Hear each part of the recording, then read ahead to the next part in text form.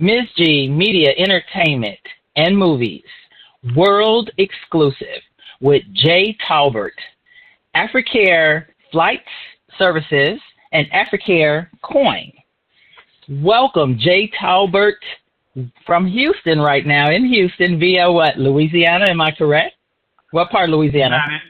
That is correct.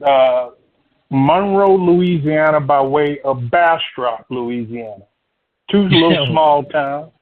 Well, all right. This is an up close and personal with a history-making entrepreneur, innovator, CEO, Jay Tolbert of Africair Flights in Aviation Space, and newly launching Africair Coin, launching July 1st, 2024, making history as a black-owned entrepreneur in business, in aviation, in the aviation space, and the cryptocurrency digital economy space?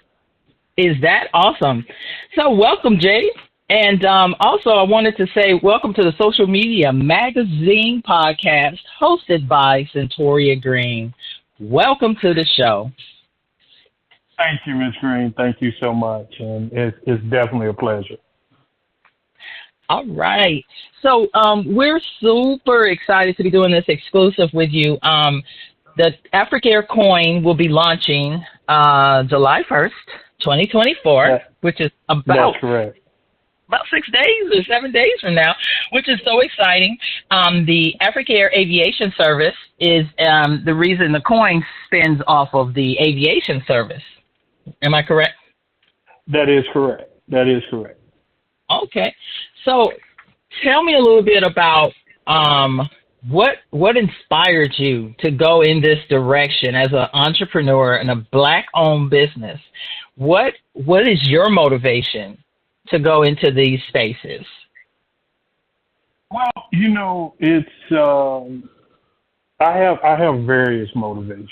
One of the motivation is being a father of 5 and having young Black men that I'm raising as well as a daughter. One thing that I didn't or don't want is the restrictions of not understanding what's happening in a futuristic standpoint, as well as I like to enlighten the community, because a lot of the inspiration comes from, when you think about careers in the Black community, there's not many people that really think about aviation.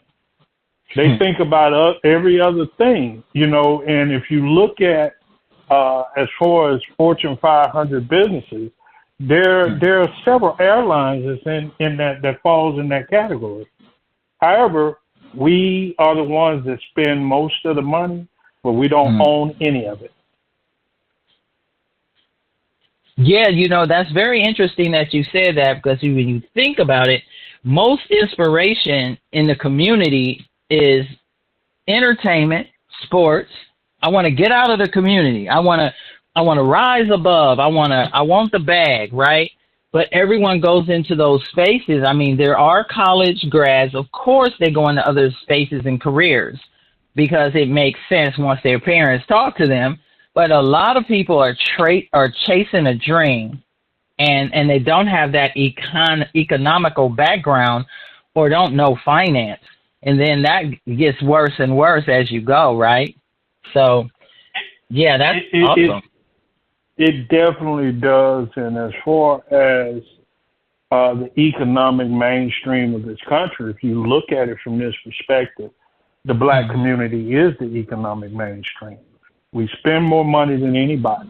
However, there's certain sectors of business that we're not allowed to participate in for whatever reason. And it's almost like there's unstated rules. It's as simple as getting vendors to deal with you, getting people to supply services that that other companies are getting, but because you put the name Africa or because you look a specific way, it's very, very, very easy for people to brush you off and not take you serious. That's exactly the next question I was about to ask you too. What unique challenges have you faced as a Black entrepreneur in the tech and finance industry, and how can you overcome those challenges? You have to overcome those challenges, and we don't have enough time to talk about all of the bumps and bruises along the way. What I will tell you, from every sector of implementation, there has been unique challenges, down from, as it relates to the IT part of things, as it relates to just getting simple credit card vendors and things of that nature. There's been a lot of challenges. There's been, it's too much to talk about. But what we've done is we believe that, hey, if we can't, we're not going to join them. We're just going to become competition and beat them. So that's my philosophy. Let's figure out how to do it ourselves. If there's a problem with, and we know that as Black people, we're not getting the loans, why not establish a system or a systematic approach whereas we're able to lend ourselves, or we're able to circulate money into the community. We're able to educate our people. Because one of the things that I realized in extensive experience over in Africa, I realized that the narrative that has been created in the Western world is not quite the narrative that exists over in Africa. And that's been a unique challenge because, African or African American, it all started in Africa, if we just be truthful about it. So what we must understand is, as long as there is a gap in between African Americans, Africans, islanders, even the people of color that's in Europe, we're going to continue to be the spenders and not the borrowers. We're not we're going to be the ones that, okay, we're going to borrow money from the money that we made anyways. Because if we look at most of the goods and services that are on the shelves, if you do the research, most of them came from Africa. So this is a problem that exists, and it's almost like if I told you, hey, I want to buy your radio station, but you created the radio station, but I'm going to give you $1 for something that's worth $1 million, and you accept it. So a big part of Africair and a big part of our goal and our mission is to make sure that we begin to change the narrative. There's a lot of Black companies out here that are putting things together, but at the same time, we don't believe in doing business with our people. And I think that that's a great mistake. And that's a great opportunity right there to go into the technical aspect. So I know your vision right now for the first year of launching the coin is to go into the community and kind of unite and educate people. And, of course, something like that. Is that the first, for the first year of launching this coin, is the education of cryptocurrency for people that don't know and not aware of how to use it or buy it? Well, that's it. Now, I won't tell my age on the air, but I'm a seasoned guy myself. And my teenage son knows a whole lot more about crypto than myself. However, I understand from a futuristic standpoint that there has to be education, because if you go to the corner store, they're going to tell you no large bills, have exact change, or you got to spend a debit card, which is all electronic. So we have basically shifted the dynamics. There was a time when the corner store had a lot of money, but now even if you go to the banks and you make a large withdrawal, you have to schedule an appointment with them to make sure they have cash on hand. So these are all things that implicate that we're going to a digital world. Yep. And we're going pretty quickly. If you look at it, so for the crypto, so you want to make it so it's user friendly. I even heard that they're in ATMs. That's what I heard. Like you can purchase. Yes, there are Bitcoin ATMs all over. There are vendors that actually will accept cryptocurrency. So we're moving along, and I want to make sure that as we move along, we don't leave our people behind. And this is where the education comes in. This is where making a young man, young black man, young Latino man, anybody of color understand that, hey, you can get in this industry too. Now, we won't say that we're going to get in the industry and it's going to be easy, because we don't want to paint a false narrative. But getting in there is real key in implementing with a good heart. You know what I'm saying? Jay, I have a question for you. Are you currently partnershiping and collaborating in anything in the works right now? We have various collaborations that we're looking at. We're collaborating with the Liberian government. My family has deep roots in Liberia. My great uncle was president of Liberia, the late William R. Tolbert, Sr. So we're there. We're also collaborating with Sierra Leone. We're collaborating with the Congo, Cameroon. As far as corporate sponsorships, we've had a couple of Fortune 500 companies that have showed vested interest in doing what we're doing. We have collaborated with Liberty Aviation, which is a large airline out of the Middle East.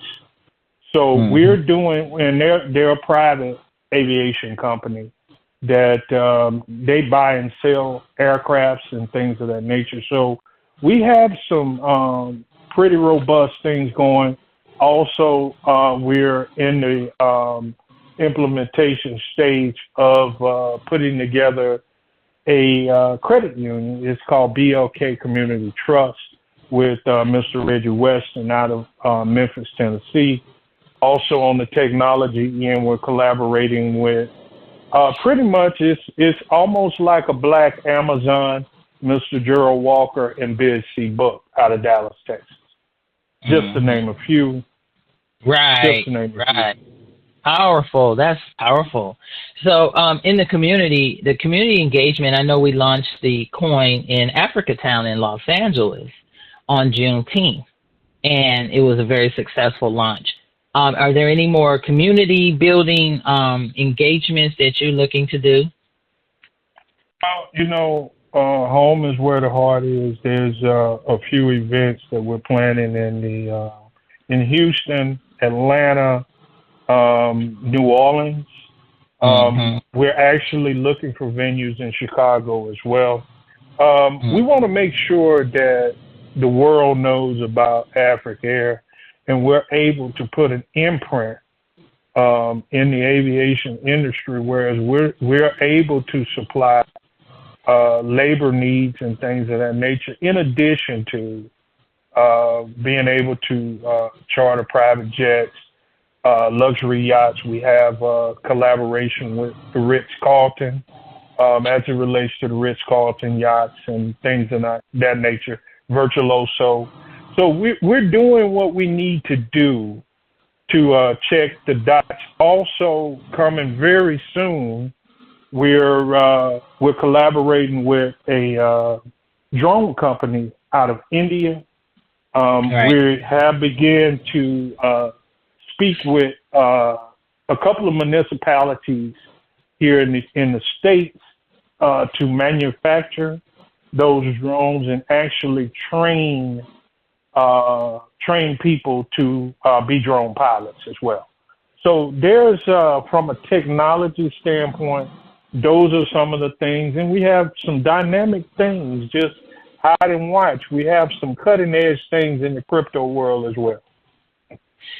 Exactly. We have things in the crypto space along with that coin would be some of the things like mining. You got the aviation and travel, cargo and drones, technology, infrastructure, construction and development, food and mineral commodities.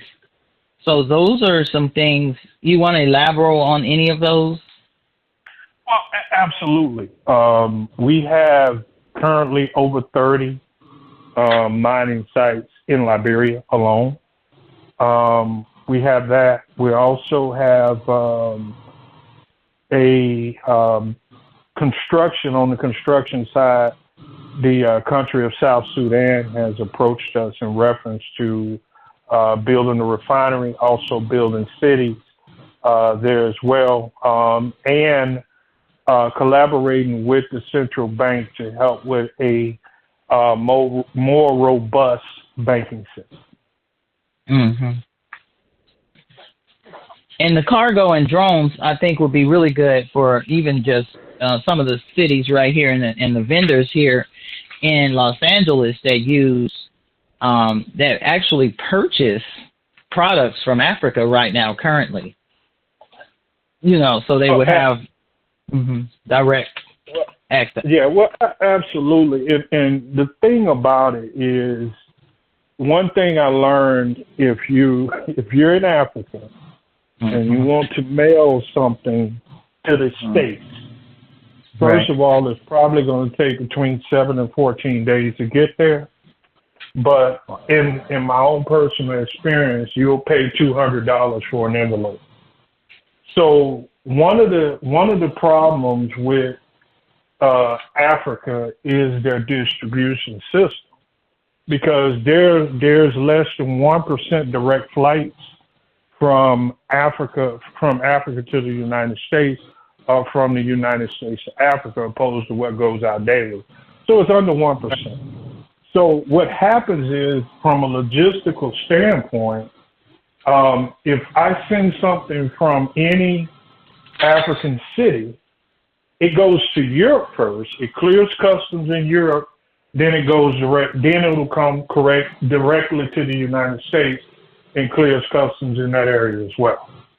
So this in lies the problem, and this is one of the reasons why Africair Cargo came to inception. Right now, where we are is we're looking at things from a standpoint of getting things put together, whereas we're buying small airlines. Number one, we have 2 that we put memorandums of understanding together to acquire. We're also bringing some of our expertise. We have over 30 years of expertise with some of the people that we have on our team. We have Mr. Dave. I have a problem. Dawu. He's one of the very few aviation attorneys there out of Liberia. We have Miss Agnes. She has been and I won't even attempt to call her last name because I'll slaughter it. But we have, and one of my cousins, Mr. Jay Tolbert, which owns Liberty Aviation out of Liberia. We have a lot of subject matter experts. We have Dr. Boma Bestman, which is, she has Easy Continental Travel, and she has a collaborative relationship with Rwanda Air, Qatar Air, and Turkish Air. So we're making moves. As it relates to our U.S. team, we have Mr. Rodney Carter, which is the COO. We have Dr. Bestman, which is our CFO. We have Miss Anitra Hall, which is our Chief Commercial Officer. And we also have a very dynamic young lady which serves as our PR director. And I won't call her name. We'll keep it a secret.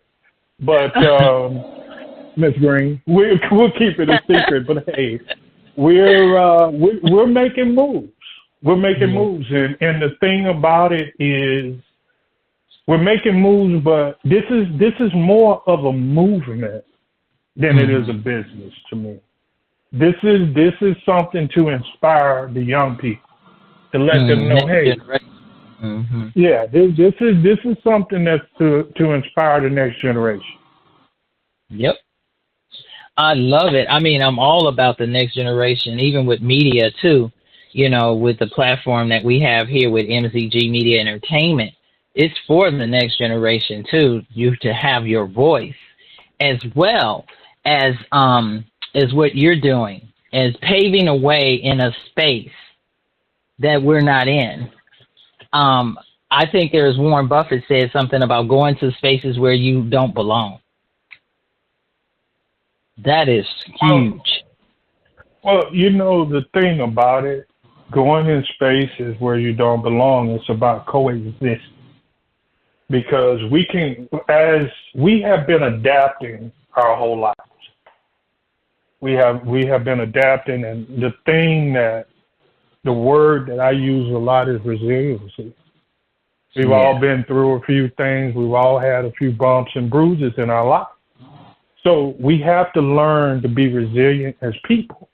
And we have to also understand that we have to do our own research as it relates to how things actually are.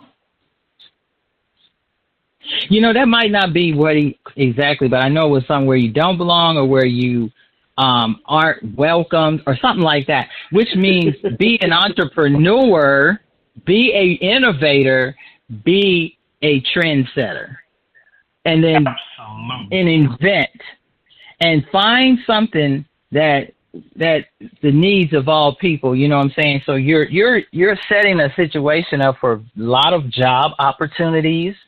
You know, we need everyone behind this, everyone, because this is definitely a historical moment to be launching an Africair Aviation Service. There are only 2 or 3 actually that I saw in the U.S., I think, and some of them were overseas.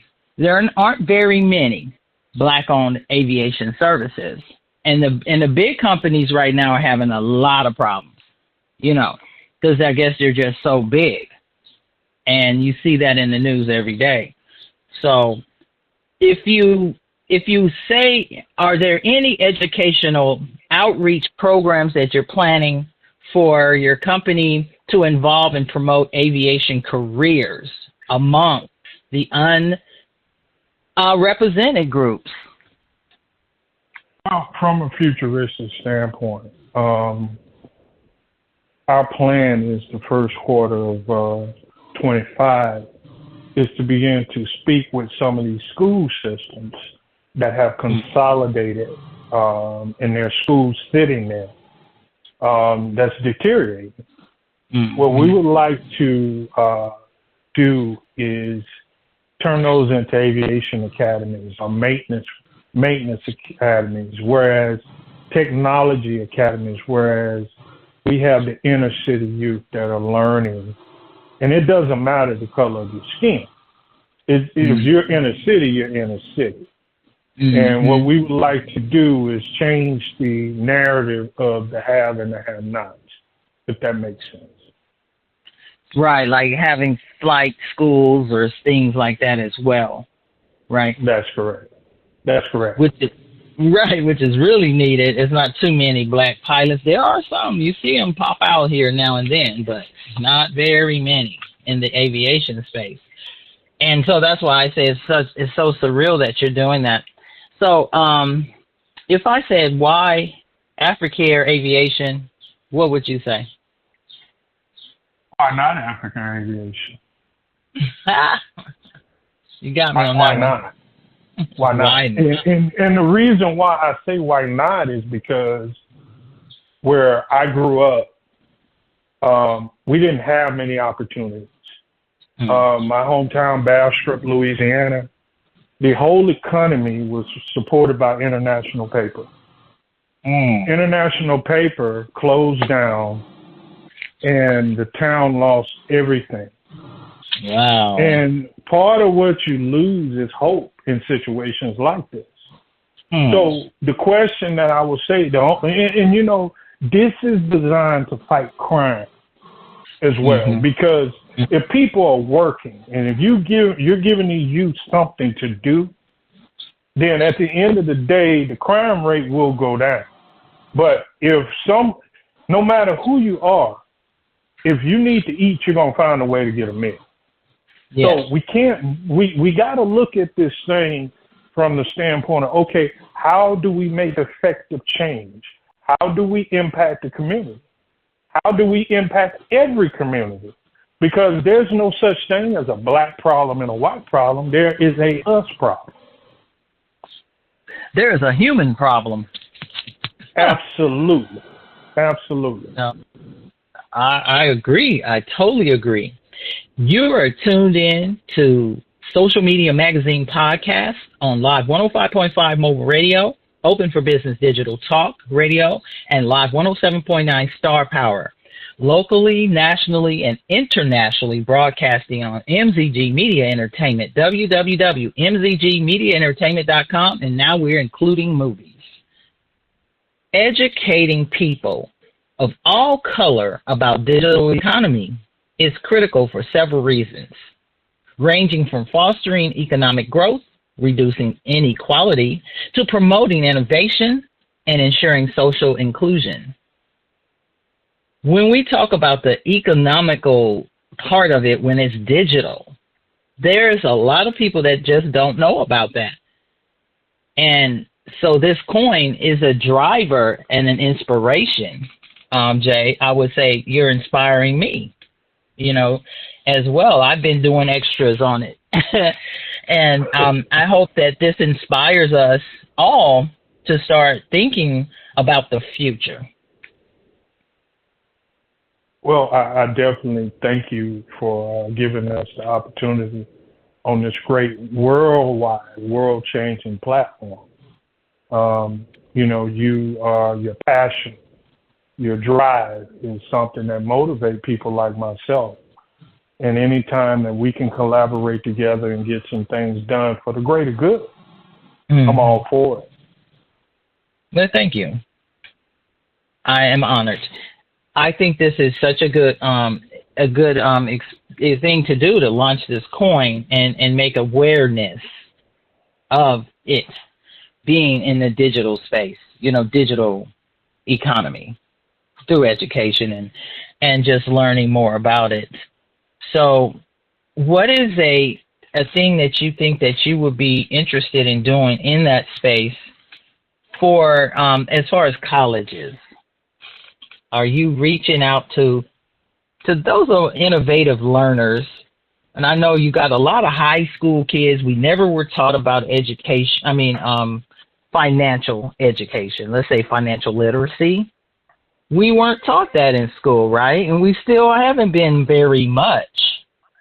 And a lot of people are in debt. Even the kids, I heard, the teenagers, from gambling. And they're not even getting started yet, and they're in debt. So one of the things that we want to talk about is, and one of the focal points of why we do what we do as far as financial literacy, is based on the fact that when we're in colleges, when we go to college, the first thing they send you is credit cards all through the mail. And you get these credit cards, and they know you have no way of paying them, which means that most of the time, we get them, we max them out, and we begin life at a deficit. But what we want to do in the digital space is we've talked to a few colleges in collaboration with BLK Community Trust. We've spoken with a couple of colleges, and our plan in the future is to talk to some of the HBCUs and develop a currency for each one of the HBCUs. And in doing that, what that will do is give us the education early. Because, as I said earlier, I learn a lot from my kids. So I think that if we attack it that way, because young people are the future. They are the future. And as far as financial literacy, You know, nobody taught us the importance of credit. When you fresh out of high school, you know, nobody tell you, hey, keep your credit good, because there's if you don't keep your credit good, you're gonna pay more later. They're gonna make money off of you the rest of your life if you don't. They're gonna make money off of you, but there's from a technology standpoint, I think that we owe it to every not just every African American, but every person to understand where we are as a financial system. So I myself personally, I believe that education, awareness, and if we repeat it enough, then we're on a platform to move things forward for the long haul. You know, that's awesome. I'm really glad you went in that direction. I was thinking also, you know, internship, you know, having them do internship as well and get their feet wet in the aviation sector and economy, you know, digital economy. Another thing I wanted to touch base on, you know, as we wrap, unifying African Americans with Africa, the motherland, is super powerful. And a cultural economy and social benefits of both doing that. What is your take on supporting African tourism? Because we have flights now going directly from the U.S. to Africa. What is the plan there? I think one of the plans is to utilize platforms like what you have yourself, to understand that when you get off the plane in Africa, you don't see African Americans. You see Chinese people. You see people that's from Europe. You see Russians. You see every other race except for the African Americans. So what you have to understand and look at is, okay, why are they there? And why are we not there? The Lebanese people, why are they the ones that dominate most of the food commodities business, the hotel businesses and things of that nature? Why is it? You know, and we have to ask that why. You know, why is it that there's countries in Africa that have oil? They'll send the oil out to other countries. They'll process it, and then they'll sell it back to them 10 times what they actually bought it for. There's no real, in my opinion, there's no real systematic approach. Whereas everybody's trying to get what they can get. Yeah. Except for the African Americans. And the crazy thing is, as a whole, as a general rule, we don't get along. And to me, that doesn't make a whole lot of sense. Yeah, that doesn't. To promote cultural heritage programs, I think would be a good suggestion as far as African American culture, exhibits, music concerts, cultural events, culinary events, education. Initiate education curriculums for African history and culture and things like that, fostering a sense of heritage. Business partnership. And you know what I'm saying? These are the things that you're kind of trending towards by going directly from the U.S. to Africa, supporting African American tourism to Africa and Africa here. So I just see it as a great collaboration of step forward. You know what I'm saying? And bridging that unity gap. Every country has their own cultures. Mexico has Mexico, you know, and I guess it's been hidden in so much in our society as a black eye. And you know, I see more people going to Africa though today. Don't you? Absolutely. And the numbers are up, but at the end of the day, most times when you leave the United States, it's going to take you 32 hours to get to where you're going, because you got to go to Europe and you got to get these long layovers.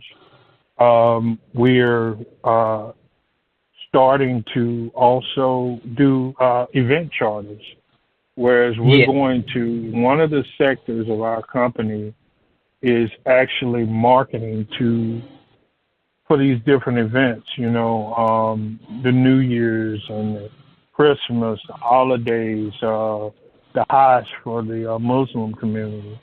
We have a lot of those type of things that we're booked out for the next 12 months with charters in various areas. So we're getting into a little bit of all of it.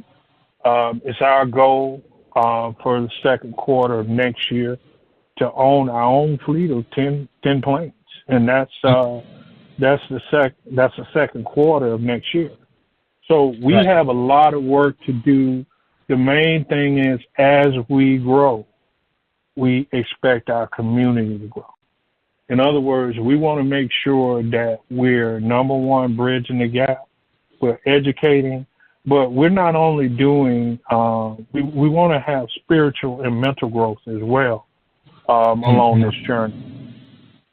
Yeah, health and wellness is huge, and I'm sure it's some natural remedies that we are not aware of. And a lot of, Dr. Savy, and I'm sure that we can have innovative hubs and digital platform conferences and things like that as we grow towards a unity of African Americans in Africa. I think that is something that this generation can look forward to, and it could be any race, of course. You know what I'm saying? I look forward to a great launch, and also you can purchase the coin right now. It's already read at Africair Coin.io. You can purchase the coin. Follow us on Africair Coin on Facebook and Instagram and YouTube. And definitely anything you want to say on that note, because we definitely want we want everybody to be a part of this movement. Oh, absolutely. www.africaircoin.io. Right. For all of your travel needs, www.africairflights.com. Very soon, in the next couple of weeks, we have a very dynamic travel arm that's kicking off, and that's Best Travel. Look out for it. Again, Ms. Green, I think that you're doing a dynamic job. I look forward to us expanding the platform and doing what we need to do so that we can collaboratively lock arms and move forward together. There you have it. The man behind the historical movement. It seems really quiet, like the world stood still as we launched this coin. And I am so privileged and proud to have had this exclusive interview with you, Jay Tolbert, of Africair Coin and Africair Flights Aviation, where we're stepping into that space. And I am super excited, and the coin will be launched in a few days. So you guys just get ready, and I need you guys to go to Facebook and Instagram and go ahead and sign up so you can see all the good things coming down the pipeline, and you can join us on the movement. We need you there. We want this the next generation and baby boomers too. We want you in there. You're not doing anything, baby boomers. Hang out with us and take your little trips as well. You know what I'm saying? The baby boomers will be transferring a lot of wealth. So we want to make sure that this gets done right, and they'll have a platform from Jay Tolbert and team. Thank you so much. Last minute comments, Jay? That's it. Hey, join us. Don't, as I say, don't miss this boat. Let's start this movement. And hey, I'm ready. I'm excited, and I hope everyone else is excited as I am for this new movement. All right, guys, don't sleep on us. Go ahead and join that movement. We already gave you the website. That's africaircoin.io, and that's on Facebook and Instagram. There you have it. Email me at sglegendary77@gmail.com or tune in at www.mzgtvent.com 24/7. Thank you so much, Jay Tolbert. Thank you.